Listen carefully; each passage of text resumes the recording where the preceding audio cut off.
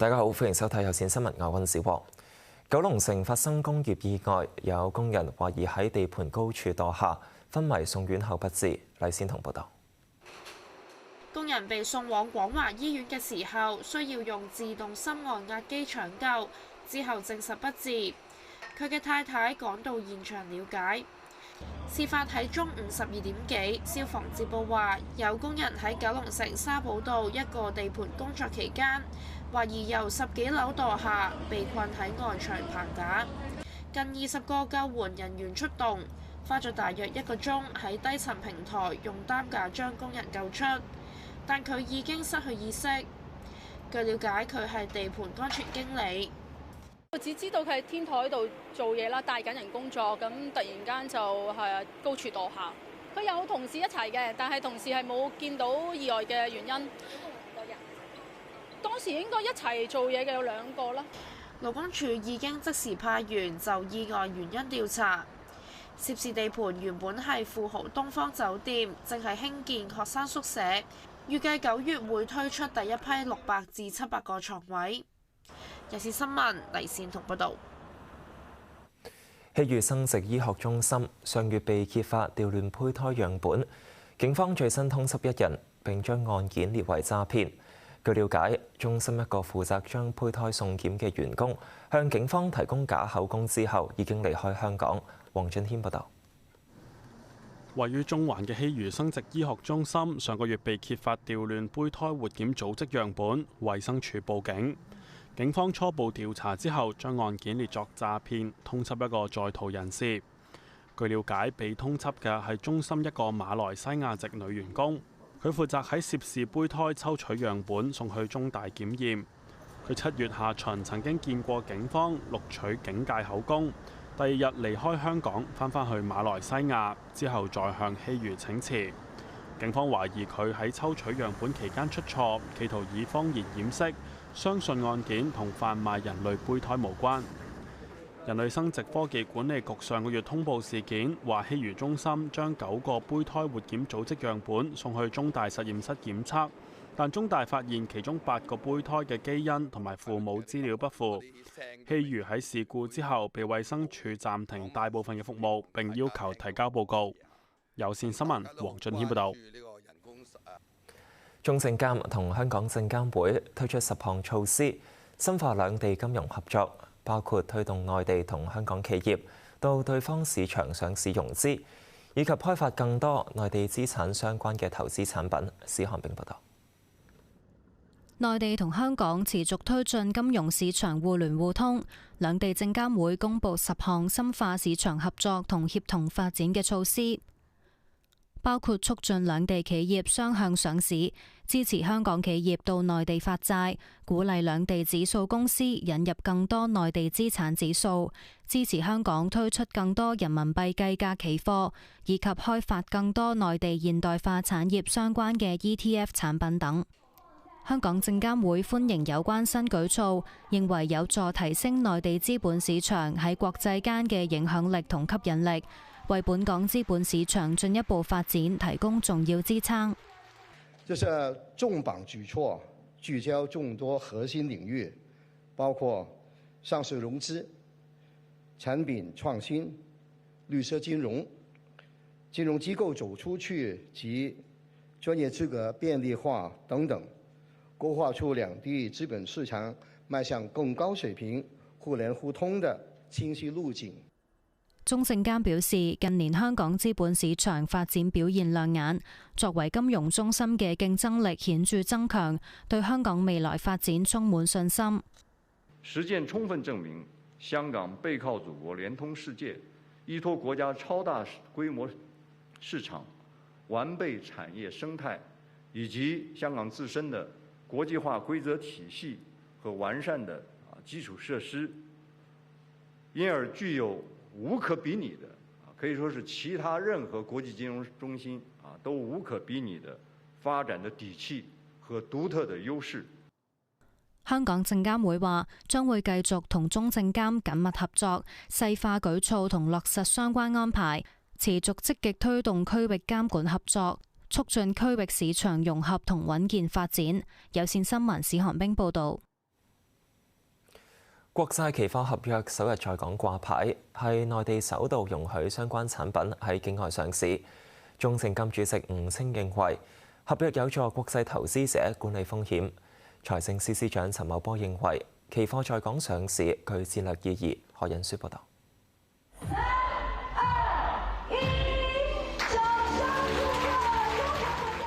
5年期國際期貨正式登陸港交所，係全球第一隻境外上市嘅內地國際期貨合約。中證監主席吳清主持上市儀式嘅時候話，國際投資者持有嘅國債達到32000億人民幣，現時推出國際期貨係合適嘅時機，為國際投資者提供便捷高效的利率風險管理工具，幫助外資更好、更放心地持有中國債券資產。相信這也將有利於促進兩地的國債現貨、期貨衍生品市場的緊密的聯動，健全更具韌性和有效性的國債收益曲線。財政司司長陳茂波就話：國際期貨上市對香港有重要嘅戰略意義，認為香港要邁向多元發展，進一步提升本港國際金融中心嘅地位。不只做籌融資的中心，還要做定價中心、風險管理中心以及資產配置的中心。香港的角色將會從連接內地和國際市場，進一步升級為雙向配置和雙向風險管理的樞紐。5年期國際期貨合約每張金額50萬人民幣，按金就大約係6000蚊人民幣，持倉上限係22000張。現時有5間銀行同8間證券行擔任流通量提供者，可以參與買賣嘅期貨商就有93間，以確保市場嘅深度同流動性。境外嘅投資者可以用返喺香港嘅交易帳戶、習慣同埋流程，喺離岸市場完成相關合約嘅交易同埋結算。有線新聞何印書報導。日本首相高市早苗到熊本縣地震災區視察，身穿防災服嘅高市早苗抵達冰川町嘅避難中心，同災民見面，表達慰問，聽取佢哋嘅訴求。高市會同熊本縣知事木村敬會面，了解災情，討論搶修基建等支援救災工作。高市又搭乘直升機視察災區損毀情況，包括發生氣體爆炸嘅伊安購物中心同八代市煙通倒冧嘅造紙廠。澳洲悉尼內城區有建築物倒冧，2人重傷送院。建築物頂部同外牆部分坍塌，滿地瓦礫，多架汽車被砸中。消防朝早大約11點接報，距離中央商業區大約2公里嘅阿爾提木，一座7米高嘅建築局部倒冧，波及旁邊嘅油站。2個男人獲救，分別60幾歲同30幾歲，情況嚴重。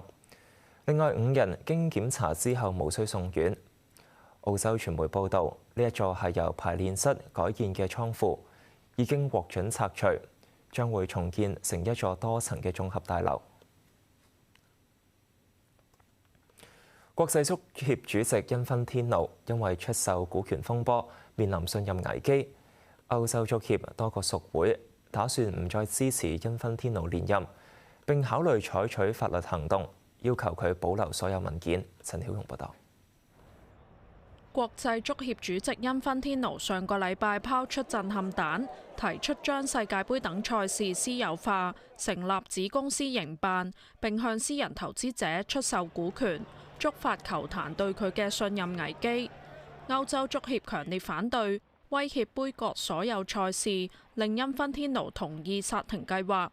國際足協出年3月換屆，原本喺歐洲足協55個屬會裏面，除咗德國、羅馬尼亞同挪威，大部分都已經表態支持因芬天奴連任。但喺呢場出售股權風波之後，多國討論緊撤回支持信，向因芬天奴逼宮。英國天空新聞報導，威爾士足總率先去信國際足協，話對因芬天奴失去信心，唔接受佢未能夠將足球利益放喺首位，已經撤回支持。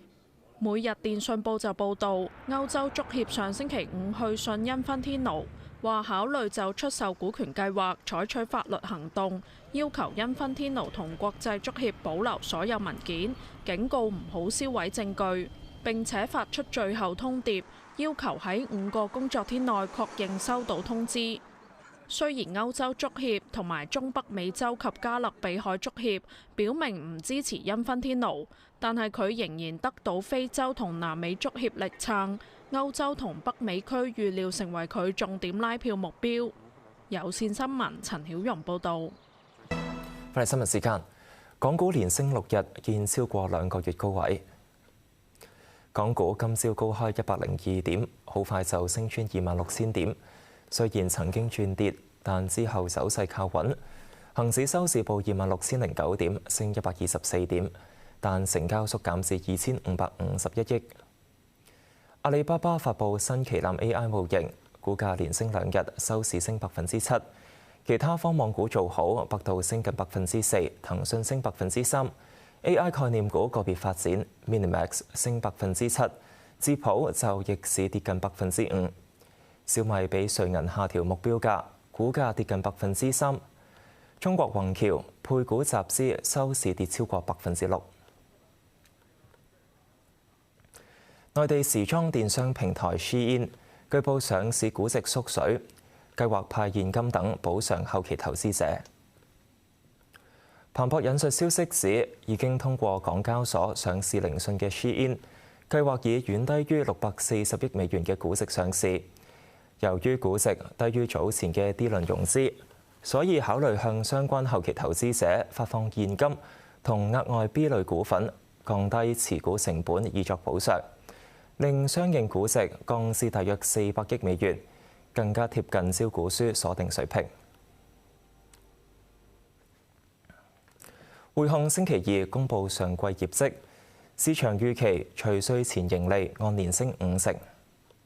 有95億美元，第二次股息維持0.1美元。期內預期信貸損失微升至10億6千萬美元。銀行業務淨利息收入升超過7%。大行預期匯控第三季恢復股份回購15億至20億美元。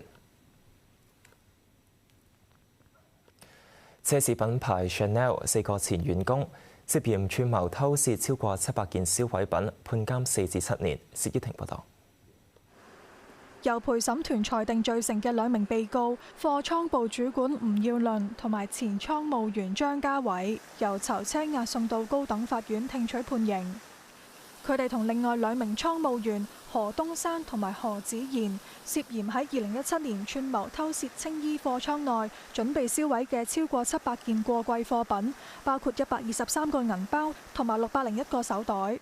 法官判刑嗰陣話，貨品銷毀之前會拆走標籤，唔可能以原價轉售，加上涉案貨品係過期款式並已經銷毀，採納以大約800萬生產價作為量刑考慮。考慮到吳耀倫喺4個人入邊職位最高，有貨 lift 密碼，獲公司較高信任，相信係案中主腦，加上涉案貨品數量多，判監7年。而案發嗰陣已經離職嘅張家偉唔涉及違反誠信，但係負責租用貨倉同埋貨車，比起單純運貨參與度較高，判監5年3個月。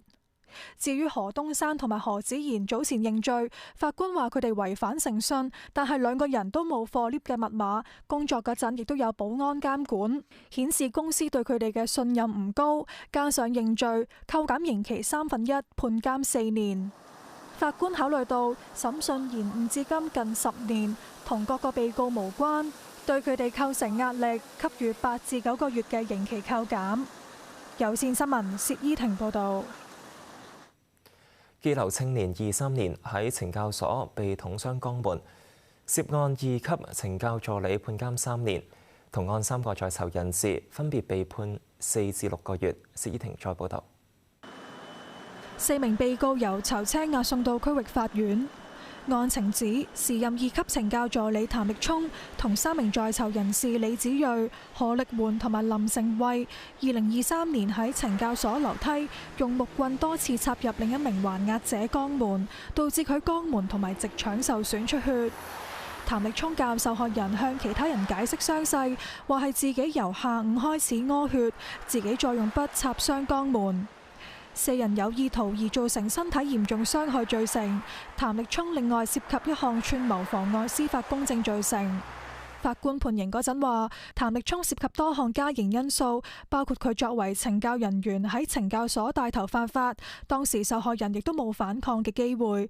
考慮佢及早認罪，冇任何暴力傾向，當時俾權力沖昏頭腦，加上失去多年工作，加刑1年，共判刑3年。至於另外3名被告，法官話佢哋受譚力聰職權影響，喺指使下犯案，加上本身亦都已就其他案件服刑多時，分別判監4至6個月，同原有刑期分開執行。案件另外2個被告，退休1級懲教助理郭兆輝，藉公職作出不當行為罪，同埋在囚人士李宇軒嘅傷人罪，早前被裁定不成立。有線新聞薛依婷報導。有氣象學家分析，本港近期連場大雨唔尋常，相信同全球暖化有關。元朗就有花田受大雨水浸影響，損失慘重。關曉琪報導。12點鐘開始咧，佢就已經係啲水要成支水4面8方湧過嚟，我知道即係一定浸嘅。星期日嘅黃雨維持接近7個鐘，位於元朗嘅信心園，成片花田完全被淹沒，變成一片汪洋。工人要連忙運走花苗。我哋今朝一早6點7點鐘過嚟洗乾淨啲泥漿佢咧。如果一浸得8個鐘之後咧，佢就會叫做係焗死佢，同埋加上啲泥漿停留咗喺度，就算洗翻乾淨之後咧，都係唔掂。做咗一堆功夫，但係旁邊嘅珍珠米田因為長時間被水浸，亦都要報銷。負責人預計今次損失大約10萬蚊，又話自5月起受連場大雨影響，已經係第6次重新栽種花苗。都未曾好過天，一係就曬死得幾日時間，一係就係咁強降雨長，我哋嘅俗稱叫做長命雨啊！所以即係做幾廿年嚟咧，而家天氣越嚟越難做。呢個鳥居旁邊本來都係種花，但係早2個月開始不停落雨，花農索性改做魚塘。但係星期日長雨之後，啲魚都沖走晒。天文台上個月總共發出20次黃雨同5次紅雨警告信號，成個月嘅總雨量達790.3毫米，成為自1884年有紀錄以嚟總雨量第2高嘅7月。有氣象學家形容唔尋常，估計多個熱帶氣旋形成低壓區，帶嚟降雨，亦都同全球暖化有關。溫度高嘅時候咧，大氣層可以容納多啲水分嘅，即係好似一個桶咁樣樣。原本個大氣層咧一個細嘅桶嚟嘅，而家變咗一個好大嘅盤啦，裝好多水啦。咁所以一有個條件適合啦，譬如颱風走埋嚟啊，或者有低壓區啊，或者會有個西南氣流嘅時候咧，嗰盤好大嘅水就倒咗落嚟，咁變成我哋好大嘅雨水。佢預計受西北太平洋嘅熱帶氣旋白海豚影響，本港今個月仍有機會持續落大雨。有線新聞關曉琪報導。有智庫研究發現，香港學校應用唔同人工智能平台教學，但缺乏整合學生嘅學習數據。智庫未來經濟學院研究80間中小學，分析超過20萬份學生嘅 AI 功課數據，發現學校同學生之間會使用唔同嘅 AI 平台，但冇跨平台保存整合學生學習數據，令教師無法確實掌握學生能力變化，影響教學質素同效率。智庫建議學校可以建立 AI 學習數據治理制度，系統性評估、保存及整合學習數據。駐港解放軍舉辦青少年軍事夏令營暨大學生軍事生活體驗營。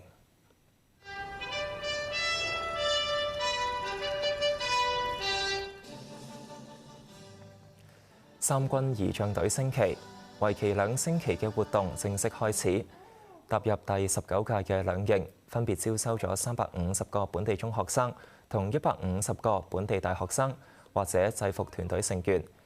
佢哋入營期間接受軍事訓練同專題講座。駐軍期望活動可以令學員加深對國家及軍隊嘅理解，增強紀律意識，亦都增進駐軍同市民嘅溝通交流。緬甸被軟禁嘅前國務資政昂山素基獲准會見紅十字會國際委員會代表。緬甸總統辦公室發布相片，昂山素基今朝喺首都內比都會見紅十字會國際委員會緬甸代表處常駐代表德貝克，係佢自21年政變被扣押以嚟首次公開會晤外賓。當局未有透露具體地點同會談詳情。另外有2張相片見到昂山素基切生日蛋糕，相片罕有展示佢嘅居住環境。紅十字會話按照慣例會將探視嘅觀察結果同建議只係同拘留昂山素基嘅機構分享。81歲嘅昂山素基因為叛國同貪污等罪判囚27年，今年4月獲得減刑並改為居家軟禁。